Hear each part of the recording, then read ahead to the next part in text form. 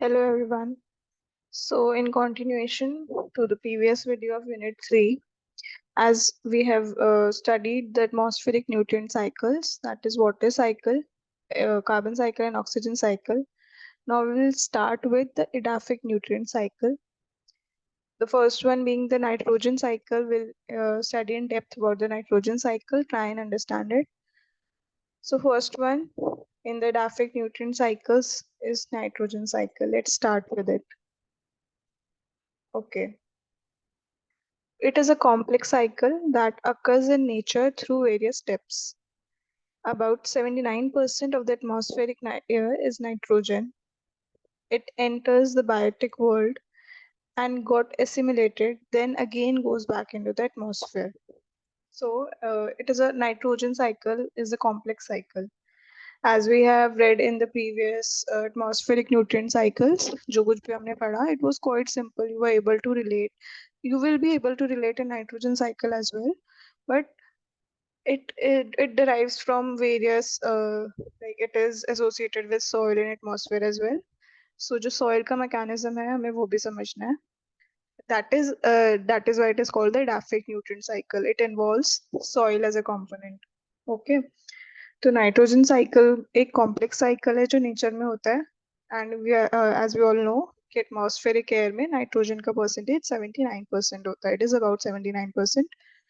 तो जो हमारी नाइट्रोजन है वो फर्स्ट हमारे बायोटिक वर्ल्ड में एंटर करती है. दैट मीन्स प्लांट्स ऑर्गेनिजम्स इनमें एंटर करती है and then it is assimilated in these living organisms and then it goes back again into the atmosphere. This is how it cycles. Okay.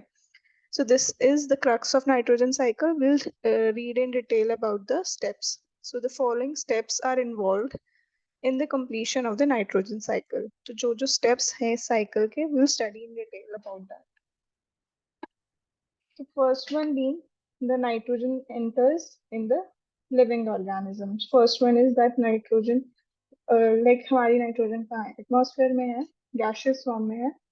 सो अब हम उसको एक बायोटिक वर्ल्ड में enter कराएंगे. That is in the living world, मतलब कि plants में, animals में, माइक्रो ऑर्गेनिजम्स में. ठीक है.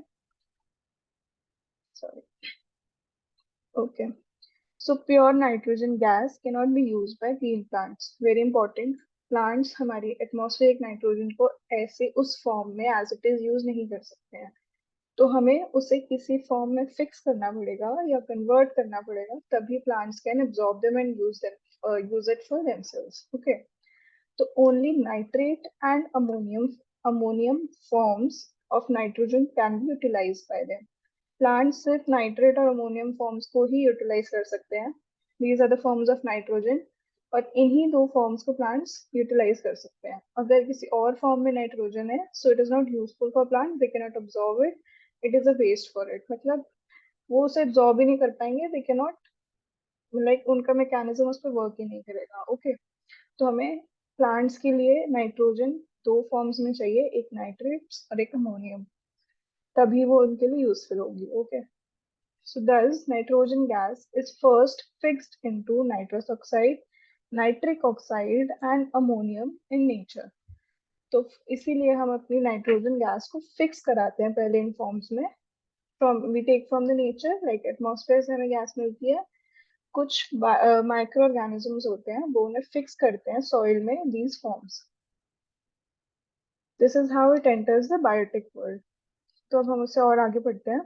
The production of nitrates from nitrogen is called nitrification. Nitrogen, atmospheric nitrogen से नाइट्रेट्स के फॉर्मेशन को हम नाइट्रिफिकेशन कहते हैं और अमोनिया के प्रोडक्शन को हम अमोनिफिकेशन कहते हैं. These are the two processes. So first one, let's study about nitrification. It can be done both in a non-biological, that is physical way, and biological way. तो ये दोनों तरीके से हो सकता है. एक बायोलॉजिकल वे से भी हो सकता है, एक नॉन बायोलॉजिकल वे से भी हो सकता है. उसे हम फिजिकल मेथड भी बोल सकते हैं. First one being the non biological fixation of nitrogen और नाइट्रिफिकेशन. ठीक है. वो किसी भी मेथड से हो, collectively we call it as nitrification. वो दो अलग अलग मेथड से या दो अलग अलग तरीकों से हो रहा है, but ultimately the process is nitrification. तो जो नॉन बायोलॉजिकल फिक्सेशन है नाइट्रोजन का, वो कैसे होता है? During lightning, nitrogen gets combined with the oxygen in nature. This reaction needs a high amount of energy. So जो हमारे एटमॉस्फेयर में लाइटनिंग का प्रोसेस होता है, सो जैसे ही लाइटनिंग होती है तो हमारी नाइट्रोजन जो एटमॉस्फेयर में एज अ सॉरी जो एज अ गैस प्रेजेंट है, तो वो नाइट्रोजन कंबाइन कर जाती है ऑक्सीजन के साथ and sorry, the atmospheric nitrogen combines with the oxygen and it forms nitrates. तो वो नाइट्रेट की फॉर्म में आ जाती है. एंड दिस रिएक्शन अकर्स, मतलब ये रिएक्शन नॉर्मली क्यों नहीं हो रहा है, ये लाइटनिंग पे ही क्यों होता है? बिकॉज उस रिएक्शन को टेक प्लेस करने के लिए एक हाई अमाउंट ऑफ एनर्जी चाहिए and this energy is provided by that lightning. ठीक है, ये रीजन है कि ड्यूरिंग लाइटनिंग ही हमारी नाइट्रोजन फिक्स होती है. Wait a second.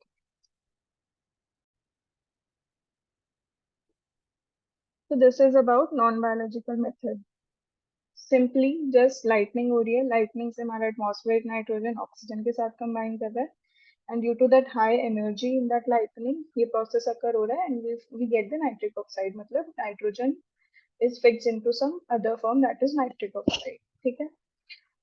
The other method is artificially nitrogenous compounds, like जो हमारे इंडस्ट्रीज में फर्टिलाइजर्स हम लोग बनाते हैं, दैट इज मेड केमिकली. ठीक है, तो हम एटमॉस्फेरिक नाइट्रोजन को यूज करके उससे फिक्स करते हैं in the form of these fertilisers, और उसमें भी वो नाइट्रेट्स एंड अमोनिया की फॉर्म में होता है क्योंकि प्लांट्स को चाहिए fertiliser and plants can only uptake that fertiliser, और वो उस फर्टिलाइजर को यूज तभी कर पाएंगे जब उसमें नाइट्रोजन की वो वाली फॉर्म्स होंगी जो प्लांट के लिए यूजफुल है. ठीक है, so artificially nitrogenous compounds are also produced in the industries.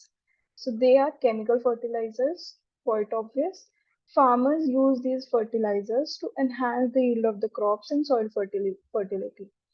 तो ऑब्वियसली अगर हम इंडस्ट्रीज में बना रहे हैं तो वो केमिकल फर्टिलाइजर्स हैं, तो उन केमिकल फर्टिलाइजर्स को फार्मर्स यूज करते हैं to enhance the yield of the crops और सॉइल की फर्टिलिटी को एनहांस करने के लिए.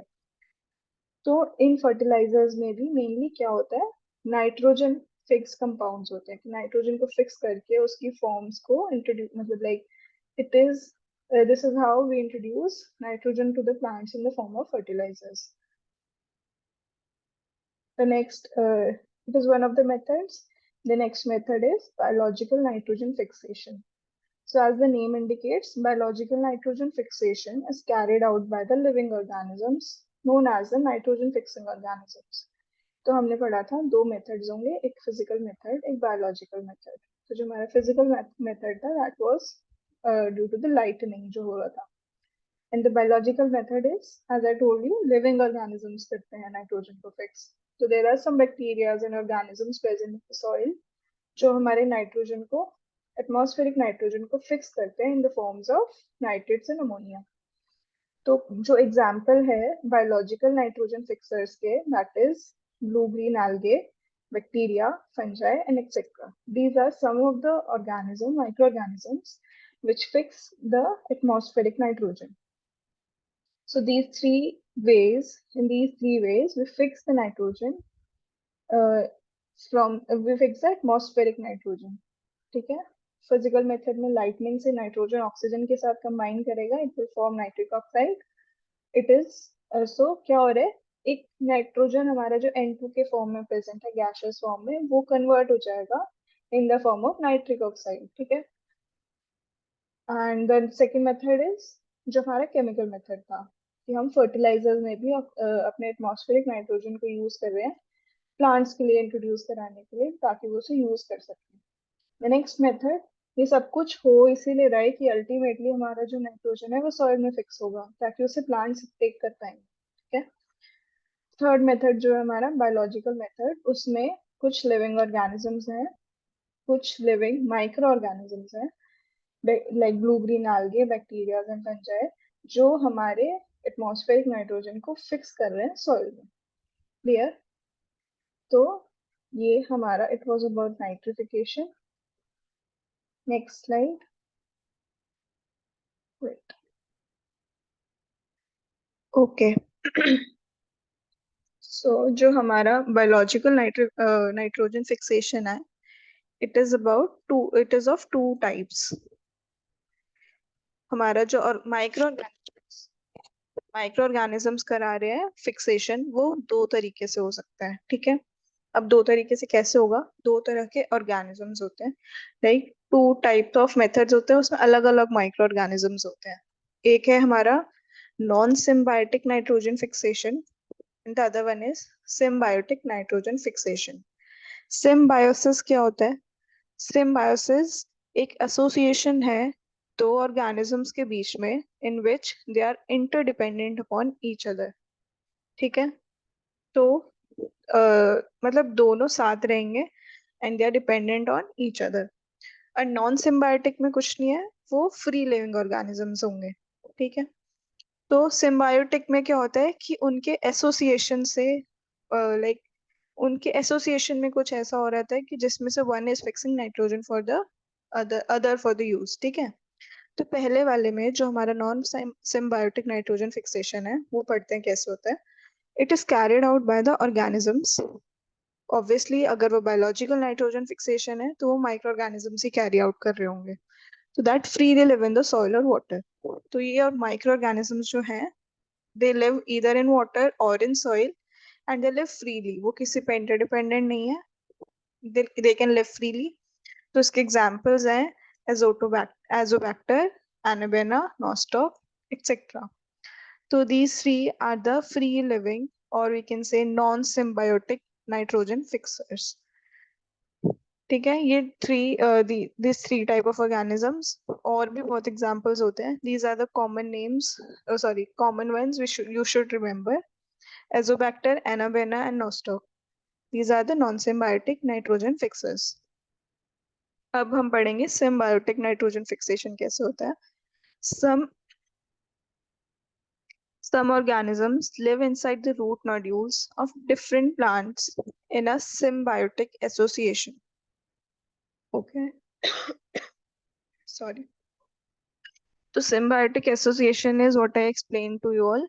कि symbiosis में दो organisms live with each other depending on each other. Okay. तो मतलब उसमें they live with each other, ऐसा भी हो सकता है कि एक को दूसरे से कोई बेनिफिट ना हो रहा हो, ठीक है, या हो भी रहो, या मतलब दोनों, मतलब सिम्बायोसिस में म्यूचुअलिज्म भी होता है कि you are dependent on each other, ठीक है।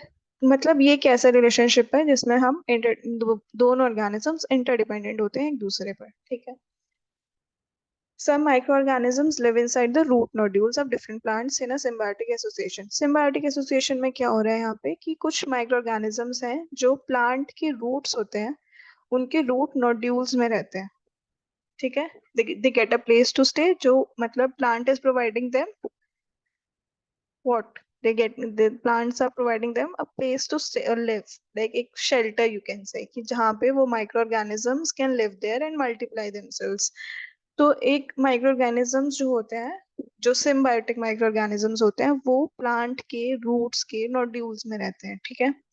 वहां वो फंक्शन करते हैं और वहां वो फिक्स करते हैं हमारे नाइट्रोजन, एटमॉस्फेरिक नाइट्रोजन को। This is how they are helping the plant, ठीक है। वो प्लांट के लिए क्या कर रहे हैं? They are providing it the atmospheric nitrogen in the form of nitrates, ठीक है। This process is called symbiotic nitrogen fixation. जो माइक्रो ऑर्गेनिजम्स हैं, they are fixing nitrogen for the plant, तो इस प्रोसेस को हम सिम्बायोटिक नाइट्रोजन फिक्सेशन कहते हैं, क्योंकि इस सिम्बायोटिक एसोसिएशन से ही वो एटमॉस्फेरिक नाइट्रोजन को फिक्स कर रहे हैं। जब वो उस एसोसिएशन में है, it is when they are fixing the atmospheric nitrogen. तो इस प्रोसेस को हम इसलिए सिम्बायोटिक नाइट्रोजन फिक्सेशन कहते हैं। आई होप ये क्लियर हो रहा होगा आप सबको। तो in the roots of higher plants, primarily in legumes. Legumes क्या होते हैं? these plants like beans, peas, soyabeans, जो हमारे लेग्यूमिनस प्लांट्स होते हैं, जो हमारे लाइक हमारी दालें होती हैं, वो भी लेग्यूमिनस प्लांट्स में आती हैं। बीन्स हो गई, peas, soybeans, they all come under leguminous plants. So the nitrogen fixing organisms form nodules, ठीक है, multiply inside these nodules and carry out the process of nitrogen fixation. So as I told you कि plants जैसे ही organism plants के roots को approach करते हैं, the roots form nodules. इनके association से एक नोड्यूल फॉर्म हो जाता है, उस नोड्यूल के अंदर ऑर्गेनिज्म स्टे करते हैं, दे multiply themselves in those nodules, ठीक है, वहां पे वो मल्टीप्लाई करेंगे और उसी जगह पे वो नाइट्रोजन फिक्सेशन का प्रोसेस कैरी आउट करेंगे, ठीक है, मतलब वो ऑर्गेनिज्म और प्लांट्स के रूट्स, इनका एसोसिएशन है यहाँ पे। I hope you are understanding कि प्लांट के रूट्स और माइक्रो ऑर्गेनिजम्स के एसोसिएशन से ही वहां पे नाइट्रोजन फिक्स हो रहा है, ठीक है। Example, bacteria, rhizobium, etc. So bacteria and rhizobium are the examples of symbiotic nitrogen fixers. ये आपको याद करना है कि नॉन सिम्बायोटिक के एग्जाम्पल, सिम्बायोटिक के एग्जाम्पल्स, क्या डिफरेंस है, हम उसे क्यों नॉन सिम्बायोटिक बोलते हैं, and why we call them as symbiotic. तो this is what differentiation you should know, you should be very clear about the processes, ठीक है, कि कैसे ऑर्गेनिजम्स रूट नोड्यूल्स के साथ लाइक एसोसिएशन में नाइट्रोजन को फिक्स करते हैं, ठीक है, इसलिए हम उसे सिम्बायोटिक नाइट्रोजन फिक्सेशन बोलते हैं. उसके एग्जांपल्स भी हमने पढ़ लिए, bacteria, rhizobium etcetera.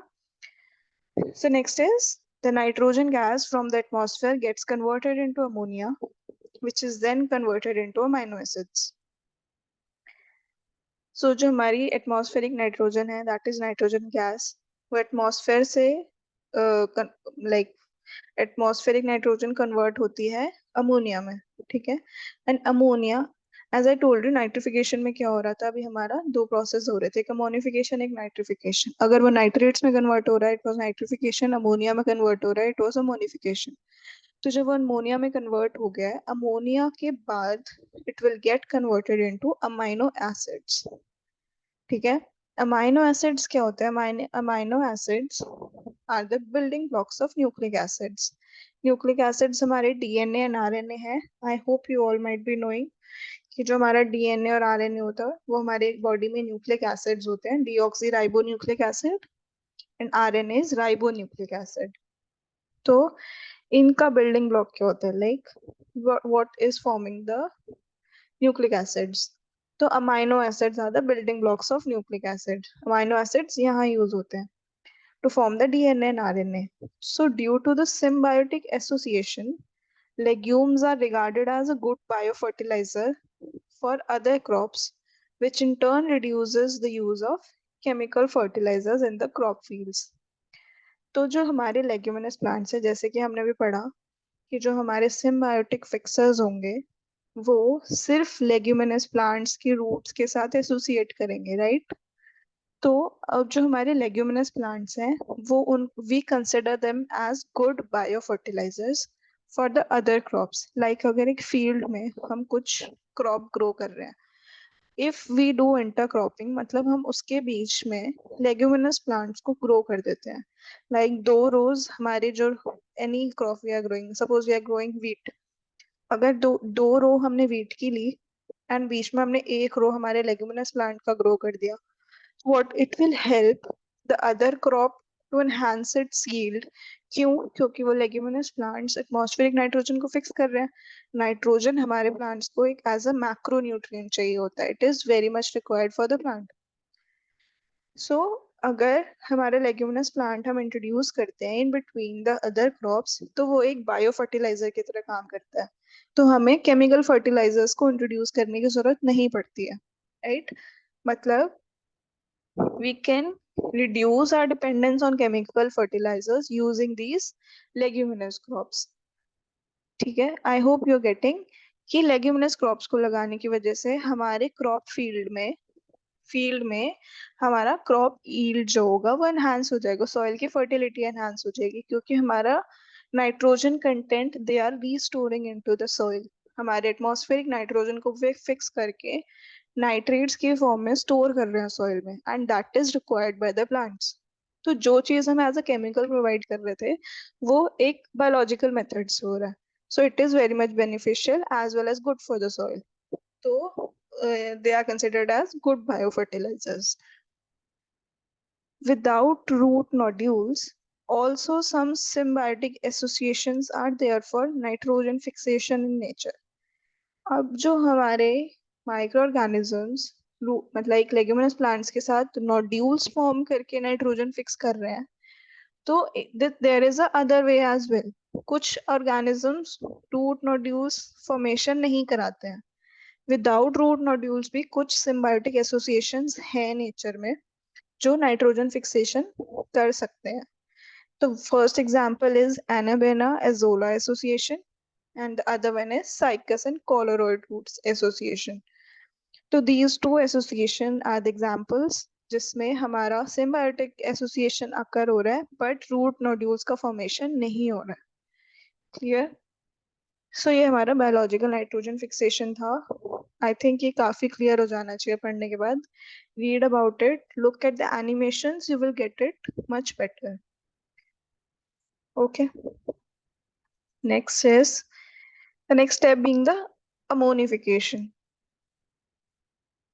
Ammonification is an important step in the nitrogen cycle.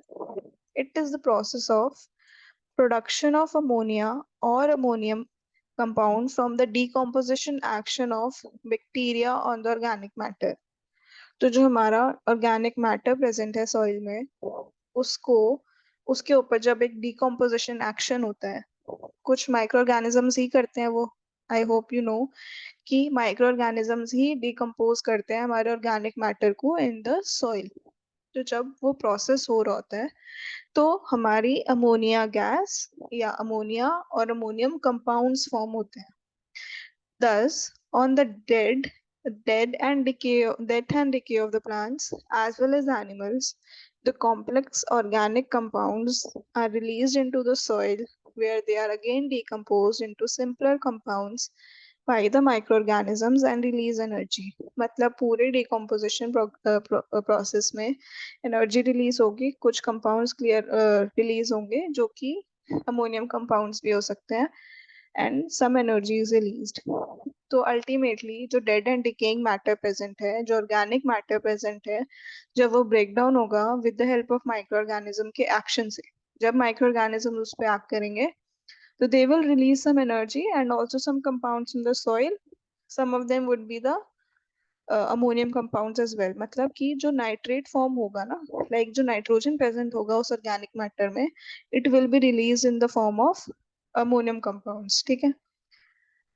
तो ये एक मेथड है जहां से हमें ऑर्गेनिक मैटर से अमोनिया मिल रहा है. इन मतलब like if we look about the process, किस प्रोसेस में क्या हो रहा है, like in short if we get like if we understand किस प्रोसेस में अल्टीमेटली हो क्या रहा है. तो जो dead and decaying plants and animals हमारे सॉइल में है, उससे हम नाइट्रोजन को कैसे ले रहे हैं. ठीक है. तो नाइट्रोजन अमोनियम फॉर्म्स में रिलीज हो जाता है इन द सॉइल. तो examples are Nitrosomonas bacteria and Nitrococcus bacteria. These two bacteria help in the ammonification process. Next process is nitrification. When ammonium gets converted into nitrates, it is called nitrification. ठीक है. तो ये it is a process जिसमें nitrates form हो रहे हैं. So nitrification we also read कि atmospheric nitrogen nitrates में convert होता है, तो उसे हम nitrification कहते हैं. तो यहाँ भी जब अमोनिया नाइट्रेट में कन्वर्ट हो रहा है, it is also known as nitrification. Ultimately nitrates का फॉर्मेशन हो रहा है. ठीक है. Nitrates can be nitrates can be directly absorbed by plants and incorporated into proteins, nucleic acids and other nitrogenous organic compounds. So जो nitrate form है nitrogen की, वो प्लांट्स डायरेक्टली एब्जॉर्ब कर सकते हैं. जैसे कि हमने स्टार्टिंग में पढ़ा था कि प्लांट्स दो फॉर्म को यूज कर सकते हैं, nitrate forms and ammonium forms. तो जब नाइट्रेट्स में कन्वर्ट हो गया हमारा नाइट्रोजन, तो it can be directly absorb by plants. उसके बाद that those plants will incorporate that nitrogen or nitrate into proteins, nucleic acids and other nitrogenous organic compounds. Nucleic acids अभी हमने पढ़ा था कि कैसे जो अमोनियम होता है वो अल्टीमेटली न्यूक्लिक एसिड को रिलीज करता है, लाइक अमोनिया को रिलीज करता है, and ammonia is the building block for nucleic acids. ये अभी हमने पिछले स्लाइड में पढ़ा था. ठीक है. तो जो हमारा नाइट्रेट है वो प्लांट कैसे कैसे यूज कर रहा है, this is explained in this sentence कि प्लांट उसे डायरेक्टली एब्जॉर्ब कर सकता है, इनकॉर्पोरेट कर सकता है उसको into proteins, nucleic acids and other nitrogenous compounds. Some nitrates may be stored in the humus of the soil, immobilized by the bacteria, and some may reach into the water bodies with the runoffs. तो कुछ nitrates जो होते हैं वो bacteria उसे fix कर देते हैं ह्यूमस ऑफ द सॉइल में.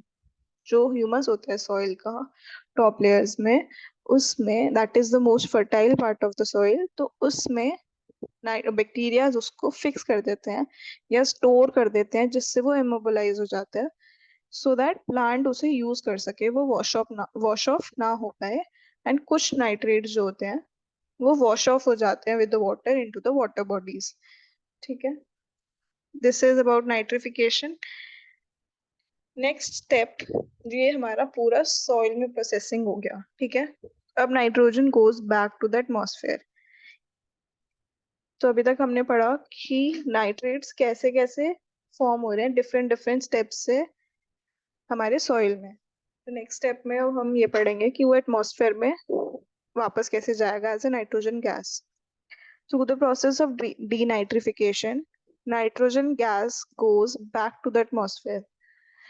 सो एक प्रोसेस होता है डीनाइट्रिफिकेशन जिसमें हम नाइट्रेट्स को ब्रेक डाउन करके नाइट्रोजन की फॉर्म में कन्वर्ट करते हैं या नाइट्राइट्स की फॉर्म में कन्वर्ट करते हैं, जो अल्टीमेटली एटमॉस्फेयर में जाके एटमॉस्फेरिक नाइट्रोजन में कन्वर्ट हो जाते हैं. Okay, so the process of denitrification, nitrogen gas goes back into the atmosphere. Some bacteria there can convert nitrate to nitrites. Nitrates को nitrites में convert कर देते हैं bacteria. They are called denitrifying bacteria. So denitrification में जो bacterias nitrate को break down करके nitrites में convert करते हैं, उन bacteria को हम denitrifying bacteria बोलते हैं. And the example is Pseudomonas. Ultimately, nitrates, nitrites, and gaseous nitrogen are then released into the atmosphere. So ultimately, nitrates will form nitrites, and nitrites will further form gaseous nitrogen, and it is released into the atmosphere. This is how nitrogen goes back to the atmosphere. Okay, this is nitrogen cycling जो हो रही है. अभी हम आगे बढ़ते हैं. Cycle जो हमारा नाइट्रोजन साइकिल विल अंडरस्टैंड, ये एक डायग्रामेटिक डिस्क्रिप्शन है. Let's start from here. Atmospheric nitrogen. Let me take it. Okay. So this is atmospheric nitrogen. It is fixed by the leguminous plants by the leguminous plant into the soil. Nitrogen fixing bacteria living in the legume root nodules. Leguminous plants के root nodules. These circular structures are the nodules. So these root nodules fix the nitrogen into the soil. Okay. And some is fixed by the free living bacteria into the soil और water. ठीक है, फिर ammonification होगा, ammonia form होगा, ammonia से nitrites form होंगे through nitrification, nitrite से nitrates form होंगे. तो अल्टीमेटली अमोनिया से जो नाइट्रेट्स फॉर्म हो रहे थे, this is this process, whole process जिसमें नाइट्रिफिकेशन हो रहा था. Nitrate after the formation of nitrates, कुछ पार्ट हमारा प्लांट यूज कर लेगा नाइट्रेट्स का, it will assimilate some nitrate.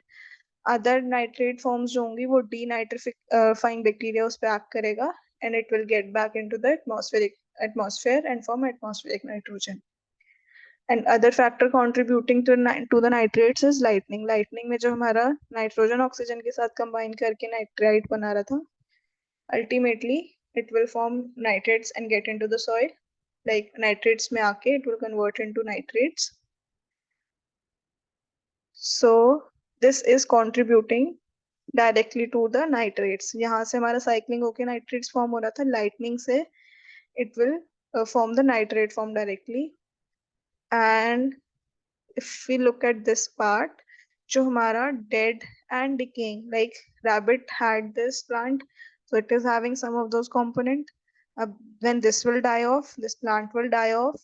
तो जो हमारा decomposers act करेंगे dead decaying matter पे, they will ultimately form ammonia. जो हम डिकम्पोजिशन एक्शन पढ़ रहे थे कि जब डेड एंड डिकेइंग मैटर पे हमारे बैक्टीरियाज एक्ट करेंगे, डिकम्पोजर्स एक्ट करेंगे, तो उनके एक्शन से अमोनिया रिलीज होगा. Again, the ammonia will cycle into formation of nitrates, again assimilation, again into the atmospheric nitrogen. This is whole about the nitrogen cycle. Okay, so here our nitrogen cycle ends. This is about it.